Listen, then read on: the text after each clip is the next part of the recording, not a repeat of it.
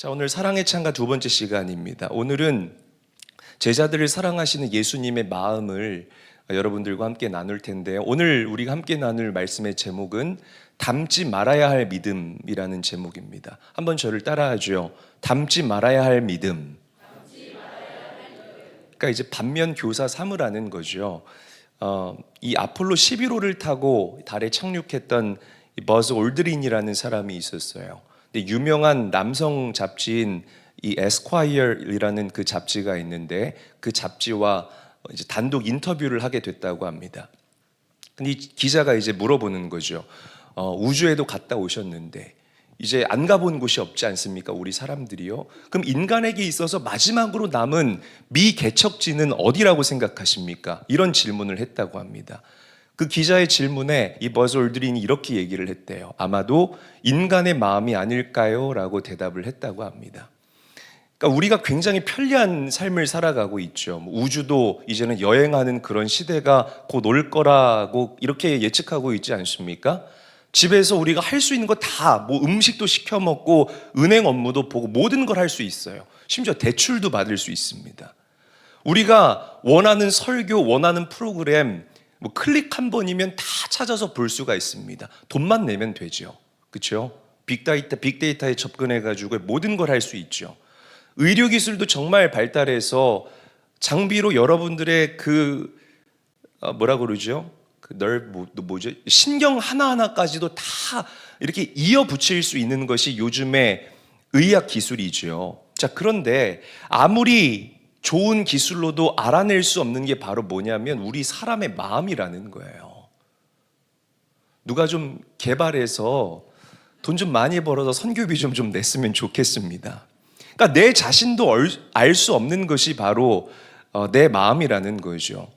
그런데 어떻게 우리가 너무나 그렇게 입이 있다고 쉽게 장담하면서 살아갈 수 있겠습니까?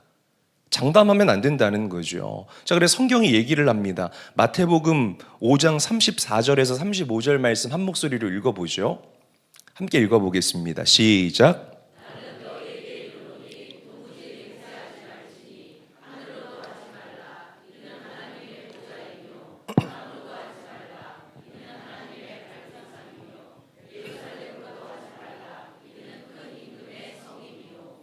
자, 자신의 마음도 제대로 지키지 못하는 우리 인간이 함부로 장담하지 말라라고 성경은 분명히 저와 여러분들에게 가르치고 있다는 겁니다. 자, 그런데 오늘 본문에서 본문 가장 처음에서 만나는 이 베드로는 장담하죠. 주님, 제가 주님 따르겠습니다.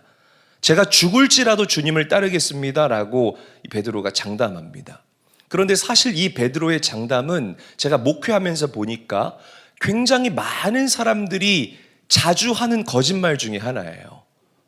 목사님, 제가 죽더라도 목사님 따르겠습니다. 그러고 뭔 일이 생기면 가장 먼저 교회 떠나갑니다. 그래서 제가 사람을 안 믿어요, 여러분. 하나님께서 좋은 학습을 저에게 시켜주신 거죠. 내 말이 틀리면 손에 뭘 지지겠다? 장지지겠다. 저는 이런 말 한 사람 치고 아직까지 손에 장지진 사람 단 한 명도 본 적이 없습니다. 그러니까 굉장히 사람들이 쉽게 입이 있다고 맹세하면서 살아간다라는 거죠. 왜 사람들이 장담할까요, 여러분?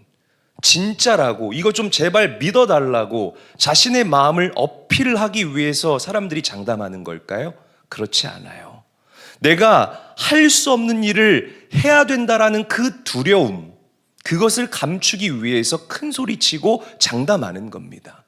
이걸 우리가 알아야 돼요, 이 실체를.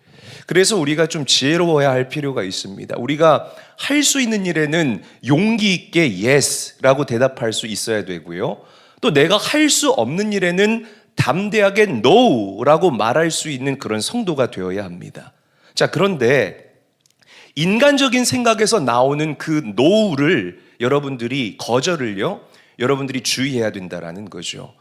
이거 얍삽하게 막 자로 재듯이 하나님의 일을 하는데 아주 얍삽하게 자로 재듯이 이렇게 가늠해 보는 그런 사람들이 있습니다. 그래서 할 만하면 예스하고, 이거는 왠지 내 형편과 상황과 왠지 몸도 굉장히 힘들 것 같고 굉장히 막 이게 혹같이 여겨지는 그런 일들이 있잖아요.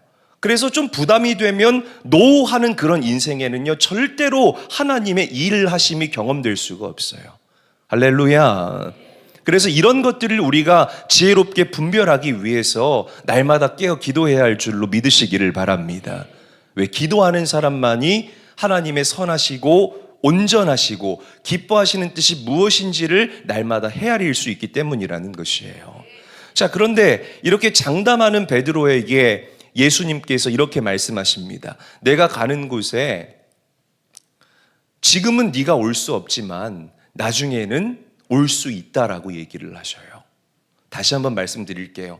내가 가는 곳에 너가 지금은 올 수 없지만 나중에는 올 수 있다라고 예수님께서 말씀하신다고요. 그러니까 지금은 할 수 없지만 나중에는 할 수 있다. 이게 뭘 말하냐면 때에 대한 문제를 말하는 겁니다. 때에 대한 문제. 시기의 문제라는 거예요. 한번 저를 따라해 보겠습니다. 시기의 문제. 다시 한번요. 시기의 문제.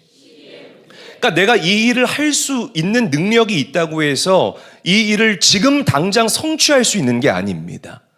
이 일이 내 능력이 꽃피우고 내 능력이 열매 맺을 그 시기와 타이밍이 우리에게 반드시 찾아온다라는 거죠. 우리가 영적인 영민함과 영적인 지혜를 가지고 그 타이밍과 시기가 왔을 때 그것을 붙잡을 수 있는 성도가 되어야 할 줄로 믿습니다. 이게 중요한 거예요. 자, 그러면 지금은 어떤 때일까요? 학생들에게 지금은 공부할 때이고, 직장인들에게 지금은 열심히 직장에서 일하면서 하나님의 살아계심을 드러내야 될 때이고, 믿는 사람들은 어떤 때입니까? 영적으로 근신하고 깨어 있어서 날마다 호시탐탐 여러분들을 걸어 넘어뜨리려는 그 마귀를 대적해야 될 때라 이 말입니다. 아멘. 자, 그 베드로를 보세요. 예수님의 그 마지막 길, 그 예수님의 십자가 길을 내가 목숨을 걸고 주님과 동행하겠다라고 베드로가 그 참여 의사를 밝힙니다. 이것이 선한 일입니까? 착한 일입니까? 선한 일이죠. 착한 일이죠. 나쁜 일이 아니라는 거예요. 자, 그런데 이 베드로의 장담이요, 잘 들어보세요. 하나님의 구속사적인 계획과 하나님의 구속사적인 시각에서 볼 때에 이 베드로의 장담, 이 베드로의 선한 일이요, 그 때에 맞지 않는 선한 일이라는 거예요.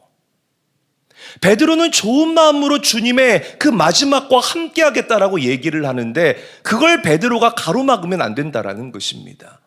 그러니까 여러분, 선한 일이라고 내가 하고 싶다고 다 할 수 있고 그것이 꽃 피우고 열매 맺는 것이 아니라 때에 따라 우리가 선한 일을 할 때에 하나님께서 그 타이밍에 여러분들의 그 선한 일들을 열매 맺게 하신다는 겁니다. 아멘. 걸림돌이 되고 있죠. 지금 베드로의 이 선한 일은요.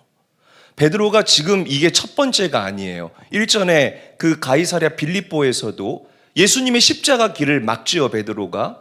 그러자 예수님께서 베드로에게 뭐라고 말씀하십니까? 사탄아, 내 뒤로 물러가라. 예수님께 아주 혼쭐이 났다라는 거예요. 사랑하는 제일교회 성도 여러분, 잘 들으세요. 여러분들의 동기가 순수해요. 그리고 여러분들의 그 동기가 굉장히 선해요.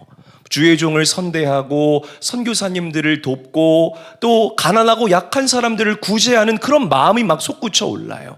그런데요, 때가 적절하지 못하면 그렇게 선한 일들이 마귀의 일이 될 수 있다는 사실을 명심하셔야 됩니다.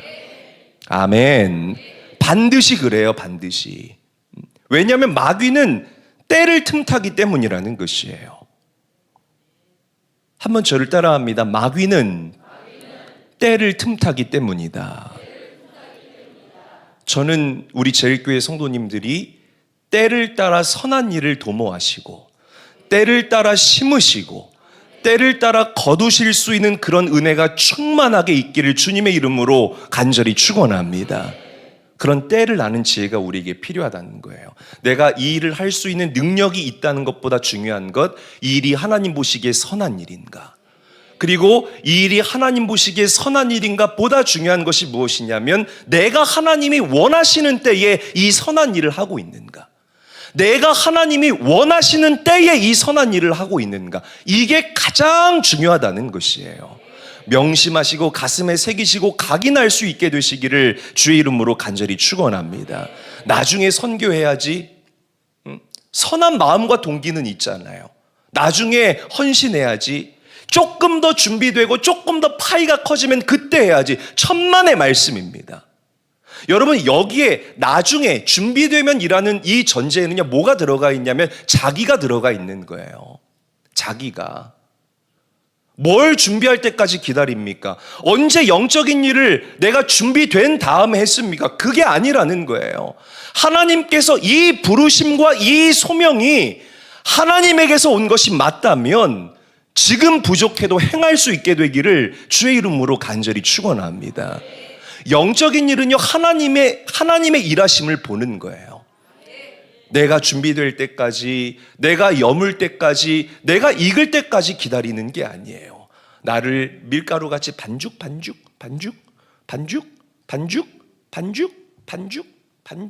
반죽해 가시는 그 하나님의 손길을 경험하는 것. 아멘 좀 해요. 반죽만 생각납니까, 여러분? 그 타이밍을 잡아야 돼요. 오늘 기도하실 때 그 하나님의 부르심을 다 들을 수 있게 되기를 주의 이름으로 축복합니다. 자, 그래서 이제 두 번째, 또 예수님을 가로막죠. 베드로가 가이사랴 빌립보에서 사탄아 내 뒤로 물러가라, 아주 혼쭐이 난 베드로가 또 예수님을 가로막잖아요. 그런 베드로에게 예수님께서 뭐라고 말씀하셨습니까? 너는 닭이 울기 전에 나를 몇 번 부인할 거다? 3번 부인할 거다. 베드로에게 이렇게 말씀하셔요. 그러니까 이 말씀은 가이사랴 빌립보에서 베드로에게 사탄아 내 뒤로 물러가라 라고 호통하셨던 그 꾸지람보다 훨씬 더 무서운 말입니다. 여러분, 왜 이렇게 온유하신 예수님께서 강하게 이 베드로에게 말씀하셨겠습니까? 한번 생각을 해보세요. 베드로가, 한번 질문 드려보겠습니다. 베드로가 예수님을 부인하고 싶어서 부인했겠습니까? 아니면 부인하기 싫은데 부인했겠습니까? 자, 1번. 베드로가 예수님을 부인하기 싫은데 부인했겠습니까? 2번. 부인하기 싫은데 부인했겠습니까? 그렇죠. 부인하기 싫은데 부인했다라는 거예요. 그러니까 이 베드로가 예수님을 부인한 이 부인의 행동은요, 불강력적이었다라는 거예요. 그러니까 제가 여러분들에게 뭘 말씀드리냐면 능력의 문제를 얘기를 하는 겁니다. 죄 짓고 싶은 사람 손 들어보세요. 아무도 없어요. 근데 왜 죄를 짓습니까? 우리가 그 죄를 이길 능력이 없기 때문에 죄를 짓는 거예요. 그죠? 왜 여러분들이 마귀의 참소에 날마다 걸려 넘어집니까? 그 마귀를 대적하고 이것이 어둠의 일인 줄 알면서도 그 사슬에서 벗어나지 못하는 그 능력이 부족하기 때문에 우리가 마귀에게 걸려 넘어지고 원치 않지만 죄를 지으며 살아가는 거예요. 베드로처럼. 그러니까 예수님께서 말씀하신 이 이야기는요, 너가 능력을 갖추어야 한다라는 이 베드로를 안타깝게 보시는 예수님의 마음이라는 것이에요. 내가 하고 싶다고 다 할 수 있는 게 아니에요. 내가 하고 싶지 않다고 해서 다 하지 않을 수 있는 게 아니라는 것입니다. 여러분, 여러분들이 예수님을 따르기를 진짜 원하십니까? 뒤에 안 원하셔요. 다시 한번. 여러분, 우리 뒤에서부터 5줄 양옆에 5줄만 대답해봐요. 여러분, 예수님을 따르기를 원하십니까? 그래요. 예수님을 따르기를 원하시면 예수님을 따를 능력이 있어야 되는 거예요. 나 주님 따라갈게요 하고 그냥 따라가는 게 아니라는 것입니다.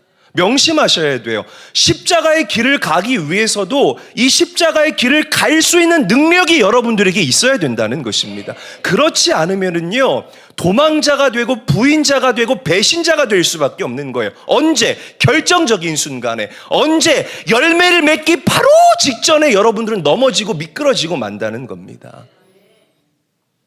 그래서 예수님께서요, 여러분들에게 뭘 얘기하냐면 성령의 능력을 얘기하는 거예요. 그래서 성경이요, 이 성령의 권능에 대해서 그토록 여러분들에게 강조하는 거예요. 복음서에서의 제자들과 사도행전에서의 제자들의 결정적인 그 차이가 뭡니까? 능력의 차이 아닙니까? 이 능력이 어떤 능력이냐 이 말이에요. 성령의 능력인 줄로 믿으시기를 바랍니다. 성령의 능력을 받은 베드로, 그 성령의 능력이 없었던 베드로, 죽음 앞에서 불강력적으로 예수님을 부인할 수밖에 없었고, 예수님을 떠날 수밖에 없었고, 멀찍이 가까이에서 예수님을 따라야 되는데 멀찍이서 예수님을 따랐다라고 성경이 얘기를 하잖아요. 그런데 이 행전에서의 베드로를 보세요. 공회 앞에서 많은 대제사장과 서기관들 앞에서 예수 그리스도가 하나님 되심을 당당하게 증거하고 있지 않습니까?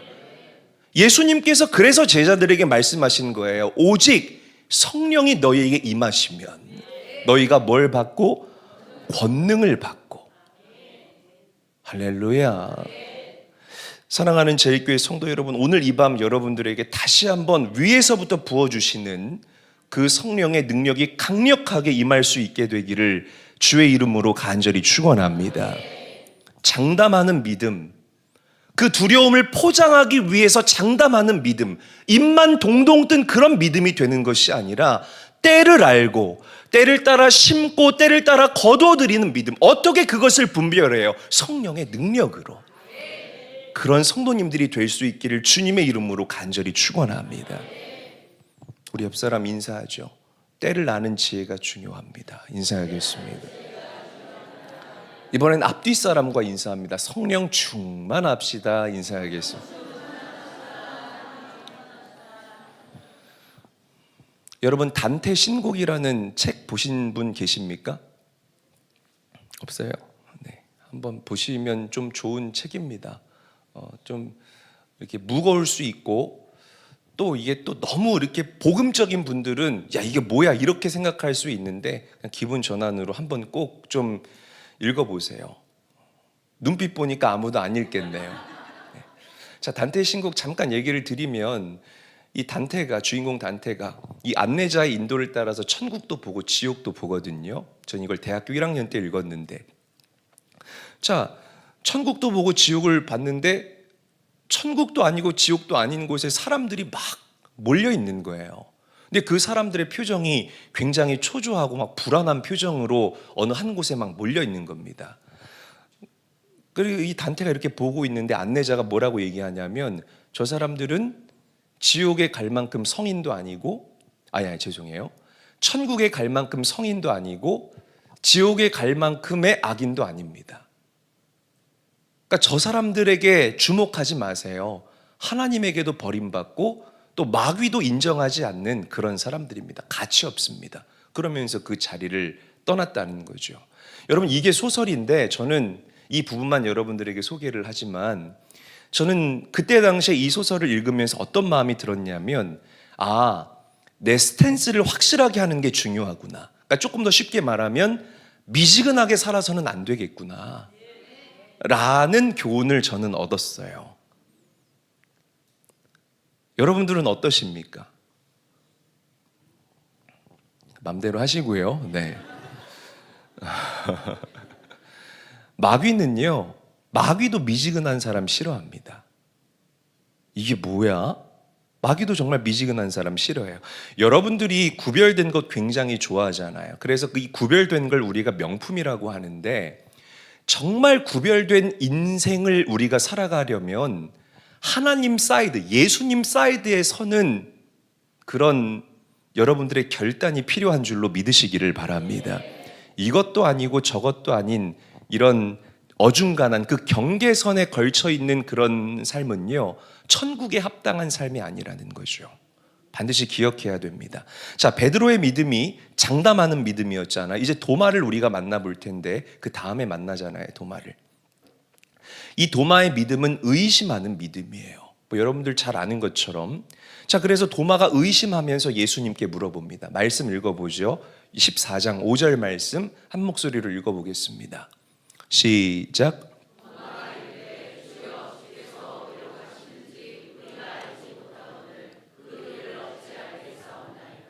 모르면 물어보는 게 맞습니다. 할렐루야. 막 모르는데 아는 척하고요, 모르는데 물어보지 않고 가만히 있는 것보다는 모르면 물어보는 게 그래도 좋은 태도와 자세라고 저는 생각을 해요. 자, 그런데 문제가 뭐냐면 도마는요, 의심하는 믿음에 머물러 있었다는 거예요. 이게 문제라는 것입니다. 가룟 유다는 예수님을 배신하고 떠났잖아요. 또 베드로는 장담하는 믿음 아니었습니까? 근데 가룟 유다는 의심하는 믿음. 이게 무슨 믿음이냐면 미지근한 믿음이라는 거예요. 이러지도 않고 저러지도 않고 그냥 이 믿음의 성장 없이 의심하는 믿음 가운데 가만히 머물러 앉아 있었던 믿음이 바로 도마의 믿음이었다는 거예요. 예수님과 몇 년을 같이 다녔습니까?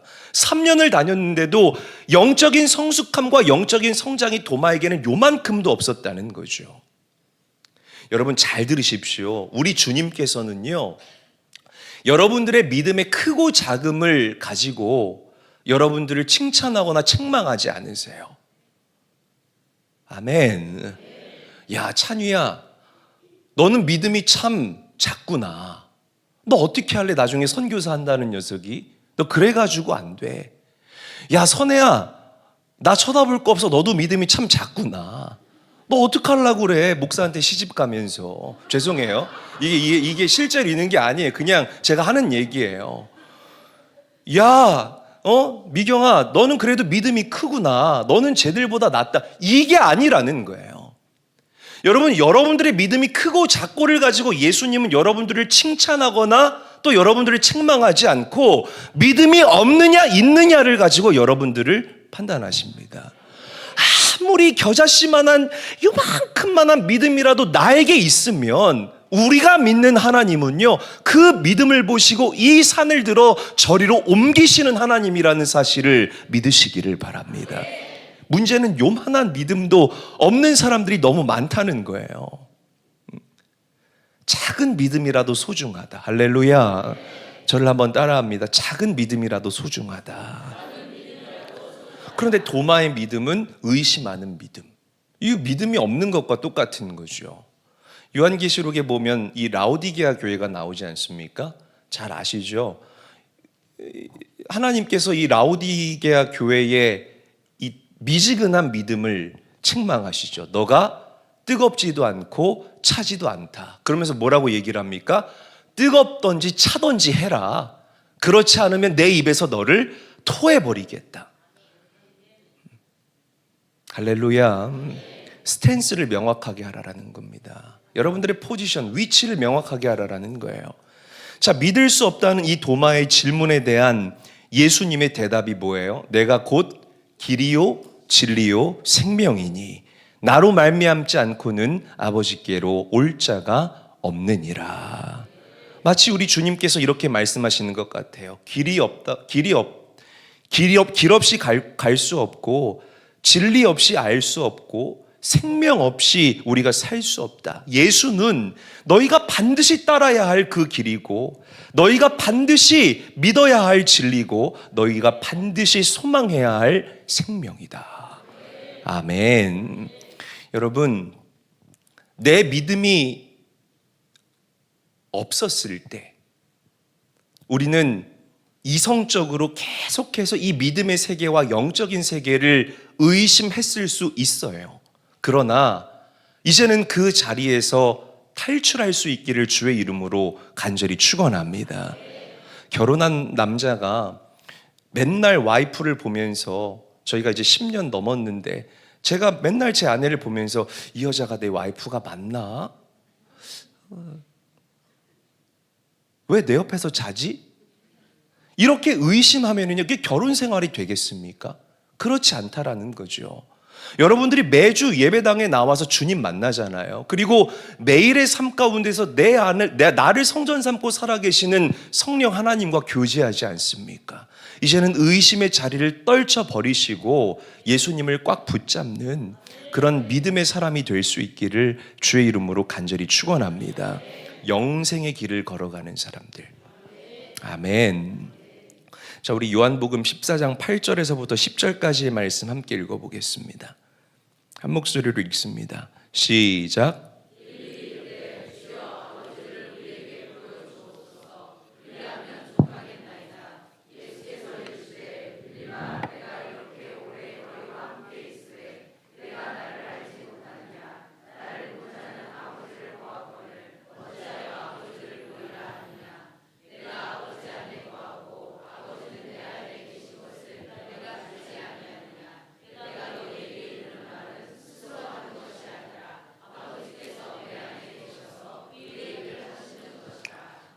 자, 이번엔 우리가 빌립을 만나볼 거예요. 베드로는 장담하는 믿음, 담지 말아야 될 믿음이에요. 도마는 의심하는 믿음, 담지 말아야 될 믿음이에요. 빌립은 고정관념에 사로잡혀 있었습니다. 빌립의 믿음도 우리가 담지 말아야 될 믿음입니다. 뭐라고 얘기를 하죠? 주여, 아버지를 우리에게 보여주세요. 그러면 믿겠습니다. 봐야 믿겠다라는 그런 고정관념에 사로잡혀 있었다는 거죠. 아까 이재숙 집사님이 이 엉뚱한 생각이라고 얘기를 했는데, 이건 엉뚱한 생각이 아니라 저는 좋은 말로 유연한 사고라고 늘 그렇게 생각을 합니다. 유연한 사고. 근데 고정관념에 사로잡혀 있으면 생각이 유연하지를 못해져요. 나무처럼 딱딱해져 버립니다. 그러니까 뭔가 이렇게 크리에이티브한 창의적인 그런 생각들이 나올 수가 없겠죠. 이 생각이 고장났다라고 우리가 표현하는데, 이렇게 고장난 생각을 무너뜨리는 것이 바로 믿음이에요. 아멘. 자, 마라톤 얘기인데, 이 1950년대에 이 의료계와 또 이 업계에서, 이 학계에서 인간이 42.195km를, 이 마라톤, 풀 마라톤 42.195km를 뛸 때 2시간 10분 아래로 뛸 수 없다라고 그렇게 벽을 만들어 놨습니다. 그 이유가 뭐냐면, 사람의 심장이 42.195km를 2시간 10분 이내로 뛰게 되면 이게 터진다는 거예요. 그래서 그 사람이 죽는다는 겁니다. 그러니까 사람이 스스로 이렇게 제한을 해놓고 벽을 쳐놨잖아요. 자, 그런데 보세요. 만약 많은 사람들이 이 분석을 믿었다면 이 2시간 10분의 벽이 절대 깨지지 않았겠죠.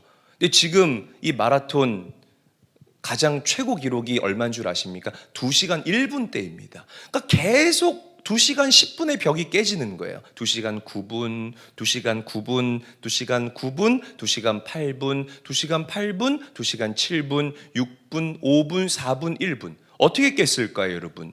합리적으로 생각해서 깼을까요? 이성적으로 깼을까요? 과학의 진보와 어떤 과학기술의 발전 때문에 깼겠습니까? 그렇지 않아요.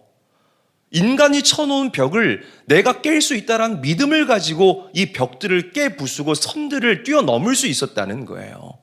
여러분, 이 세계의 역사가요, 사람이 만들어 놓은 패턴에 의해서 움직이는 게 아닙니다. 항상 보시면 이 소수의 남은 자들의 믿음이 있는 사람들이요, 이 세계의 역사를 주도하고 있다는 사실을 우리가 역사를 통해서 확인하고 증명할 수 있다는 거죠. 아멘. 합리적으로 생각하는 것 스마트해 보이죠? 그렇지 않아요. 이성적으로 생각하는 것, 이게 굉장히 실속 있는 것 같지 않습니까? 그렇지 않아요. 결국에 보면 누가 남느냐? 믿음 있는 사람들이 남고요, 결국에는 누가 쓰임받느냐? 믿음 있는 사람들이 쓰임받는다는 사실을 명심하셔야 됩니다. 높이뛰기 얘기해 볼까요? 우리나라 그 기린같이 생긴 높이뛰기 선수 하나 있잖아요. 맨날 웃는 사람. 이름이 생각이 안 나는 사람 있어요. 네. 여러분들도 몰라요? 네. 이름 좀 얘기해줘요. 맨날 기도만 하지 말고. 네, 맞아요. 그래요. 네. 그 당시에 또 인간이 가장 높이 뛸 수 있는 그 기록이 이 업계에서 정해놓은 그 제한이 2m였어요. 2m. 실제로 사람들이 여러분 이 2m의 벽에 맞춰서 1m 98까지밖에 못 뛰었다고 합니다. 근데 그때 당시에는 어떻게 뛰었냐면 앞으로 뛰어넘는 거야. 앞으로. 제가 여기서 이렇게 흉내 낼 수는 없지만 앞으로만 뛰어넘었어요.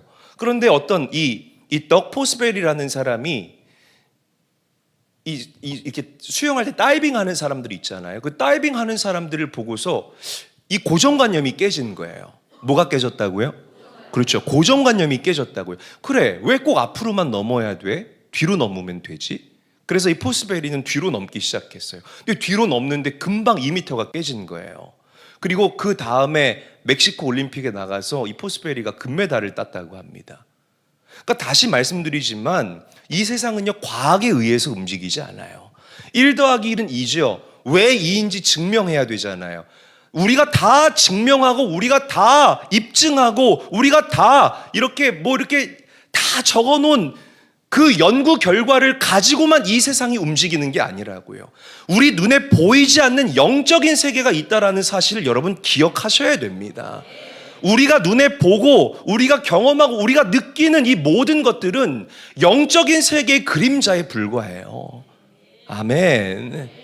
믿음이 먼저예요. 믿음 다음에 이성이 의미가 있는 거고요. 믿음 다음에 합리성이 의미가 있다라는 사실을 여러분들이 명심하셔야 됩니다. 자, 하나님을 눈으로 볼 수 없다라고 투덜대는 빌립에게 예수님께서 말씀하십니다. 야, 빌립아, 아들이잖아, 내가. 아들이 있다라는 건 누가 존재한다는 거예요? 여러분들이 대답해봐요. 아들이 있다는 건 누가 존재하는 거예요?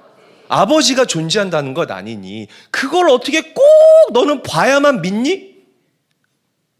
여러분, 이 예수님의 마음이 느껴지지 않습니까? 너는 이걸 꼭 봐야만 믿니? 이렇게 말씀하셨을 것 같다는 거죠. 그냥 아들인 나를 보고 아버지가 있다고 믿으면 좀 제발 안 되겠니? 제가 말씀 준비가 답답해가지고. 그런데 우리 주님께서는 여기서 더 중요한 진리를 또 말씀을 하십니다. 빌립아, 지금은 여러분들에게 이제 적용되는 말씀이에요. 적용하라고 이 말씀을 드려요. 지금은 아들인 내가 너의 눈앞에 있다.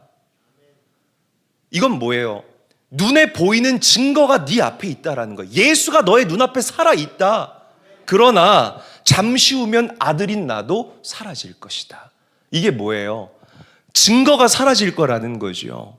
여러분, 지금이야 아들이신 예수님이 제자들 눈에 시퍼렇게 살아계시고 예수님이 하나님의 아들이라는 이 증거를 제자들이 떳떳하게 말할 수 있지만 예수님이 십자가에 달려 죽으시고 부활하시고 승천하시게 되면 그때는 이 제자들이 어떤 증거를 가지고 복음을 전할 수 있겠습니까? 어떻게 고난과 환난과 핍박이 찾아와도 그것들을 넉넉히 이기며 살아갈 수 있는 힘과 원동력을 얻을 수 있겠느냐 이 말이에요.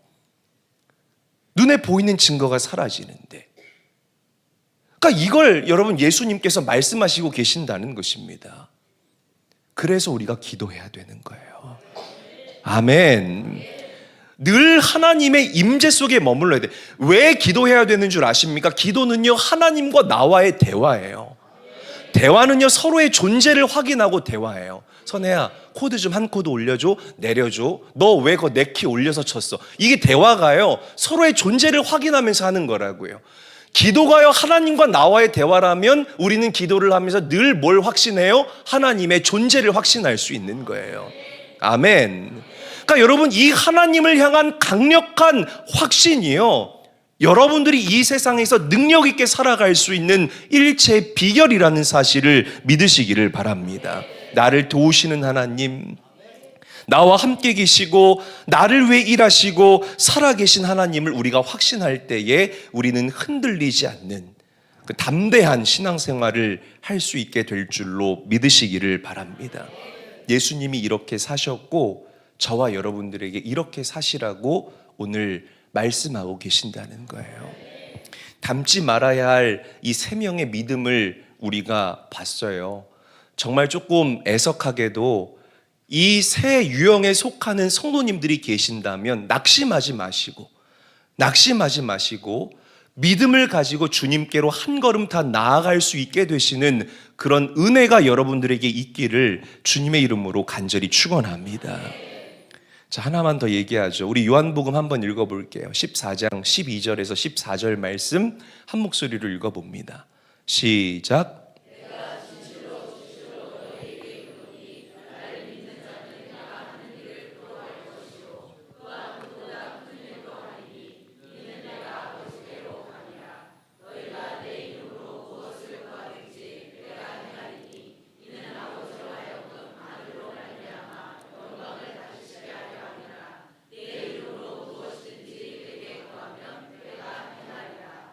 자, 이제 예수님께서 떠날 준비를 하십니다. 자, 그런데요, 보세요. 예수님께서는 당신이 떠난 이후에 그 제자들이요, 소리만 빽빽 지르면서 날지 못하는 그런 닭이 되기를 원하지 않으셔요.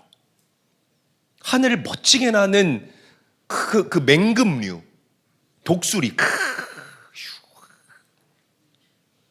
또 저만 멋있습니까, 여러분? 멋있잖아요. 얼마나 멋있습니까? 독수리는 높이 날고 멀리 보잖아요. 여러분, 비둘기랑 독수리의 차이가 뭔 줄 알아요? 비둘기. 독수리. 비둘기는 이것도 얼마나 경박스러워요. 멋없잖아요. 모양 빠지지 않습니까? 근데 독수리는 촥 하고 한번 죽여주는 거예요, 여러분. 이게 얼마나 멋있어요. 그러니까 예수님은 여러분들이 좀 매일매일 하나님 크기의 일을 경험하는 그런 제자로 살기를 원하신다고 해요. 그냥 막 말은 많이 하는데 거기에서 어떤 영적인 능력도 나타나지 않는 날 수 없는 그런 닭이 아니라, 그래서 예수님께서 때로는 여러분들을 광야로 내모시는 거예요. 독수리가, 여러분, 제가 이 다큐멘터리를 보니까 독수리가 독수리 새끼를 절벽에서 밀어뜨리더라고요. 밀어요. 오늘 한번 가서 보세요. 유튜브에 독수리 새끼라고 쳐보세요. 나오더라고요. 제일 처음에 나와요. 밀어요. 밀어서 떨어뜨려요. 왜 그럴까요? 죽으라고 밀까요? 아니에요. 맹금류가 되기 위해서는 여러분, 자기의 힘을 빼야만 자기가 하늘을 팍 하고 한 방에 날 수 있는 그런 능력치가 갖춰지기 때문에 그런 거예요. 왜 때로는 하나님께서 여러분들을 야 진짜 너무하다 싶을 정도로 몰아가시고 절벽에서 떨어뜨릴까요? 죽으라고? 아니요. 우리는 절대 죽지 않아요. 내 능력치가 제로가 돼야만 이 영적인 능력을 우리가 경험하고 또 뿜어낼 수 있기 때문에 그렇다는 것입니다. 할렐루야. 저는 여러분들이 그런 맹금류가 됐으면 좋겠어요. 참 한국교회가 안타까운 게 뭐냐면 많은 사람들이 그래요. 코로나 이후에 선교가 또 전도가 우리가 할 수 있는 많은 어떤 교회가 할 수 있는 여러 가지 옵션 중에 하나라고 생각을 합니다. 근데 그게 아니에요. The Great Commission이잖아요. 가장 위대한 지상 명령이 뭡니까? 영혼 구원 아닙니까? 교회의 동력이 되어야 하고 여러분들의 가치가 되어야 하고 여러분들의 목적이 되어야 한다는 거죠. 공작새들만 있어. 얼마나 공작새가 볼품없는 줄 아십니까? 날기를 합니까? 여러분 공작새한테 돌 던져봤어요? 저는 던져봤어요. 죄송해요. 또 제가 짓궂게 공작새한테 돌을 던지면 얘가 화나가지고 쫓아와요. 근데 얼마나 웃기게 쫓아오는 줄 아십니까? 이러면서 쫓아오는데 진짜 멋없어요. 근데 제가 독수리를 어디 가서 봤죠? 제 아내랑 제 아들이랑 제주도 가서 봤네요. 근데 여러분 실제로 독수리를 보면 압도당합니다. 얼마나 멋있게 생겨 흉내를 낼 수조차 없어요. 야 진짜 멋있어요. 제가 나중에 그 특세 이렇게 좀 완주하신 분들 한번 또 모시고 제주도 가면 꼭 그 코스를 한번 넣고 오늘의 이 말씀을 한 번 더 거기서 좀 하겠습니다. 그러니까 무게만 잡고 무기력한 성도들이 너무 많다는 거죠. 날지 못하는 성도들. 바리새인들처럼 경건의 모양은 있어요. 기도하고 11조하고 또 그렇게 하나님 앞에 나오기는 하지만 경건의 능력이 없는 성도들이 너무 많다라는 겁니다. 저는 우리 제일교회와 성도님들이 진짜가 되기를 원합니다. 아멘. 우리 옆 사람과 인사하죠. 진짜 성도가 됩시다. 인사하겠습니다. 자, 말씀을 정리하죠. 베드로의 장담했던 믿음, 도마의 의심했던 믿음, 그리고 빌립의 고정관념. 이것들이 여러분들에게 하나씩 있을 수 있어요. 저에게도 있더라고요. 뭐라고는 말씀드리지 않겠지만, 그래서 말씀을 준비하면서 제 자신을 조금 깊게 돌아보는 그런 시간을 이번 주 내내 제가 가졌습니다. 사랑하는 제일교회 성도 여러분, 믿음으로 기도하시기를 주의 이름으로 간절히 축원합니다. 믿음의 기도는요, 보이지 않는 하나님을 보게 하고요, 보이지 않는 영적인 세계가 여러분들 삶 가운데 실제가 되게 하는 영적인 무기이고 도구입니다. 기도할 때에 어둠이 떠나갑니다. 병이 낫습니다. 아멘. 기적이 일어나고 여러분들 삶의 그 지저분한 공기가 아름답고 맑은 공기로 바뀌는 기가 막힌 일들이 불일 듯 일어나게 될 것입니다. 오늘 기도하면서 확신을 가지고 선포할 수 있는, 그래서 여러분들이 기도할 때마다 하늘 문이 열리게 되는 아름답고 복된 일들이 일어나게 되기를 예수님의 이름으로 간절히 축원합니다.